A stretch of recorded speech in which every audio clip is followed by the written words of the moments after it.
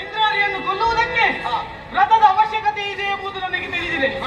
ಮೊದಲಾಗಿ ಆ ಇಂದ್ರಜಿತುವನ್ನು ಕೊಂದು ಆಮೇಲೆ ಆ ವ್ರತದ ಬಗ್ಗೆ ಹೇಳ್ತೇನೆ ಅಣ್ಣ. ಒಂದು ಅರ್ಧೇನು ಕೊಡೋಣ.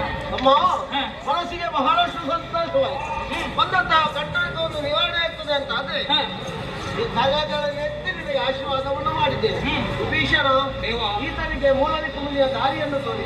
ಹನುಮ ಈತನ ರಕ್ಷಣೆಗಾಗಿ ನೀನು ಈತನೊಂದಿಗೆ ಹೇಳಿ ನಿಮಗೆಲ್ಲರಿಗೂ ಶುಭವಾಗಲಿ.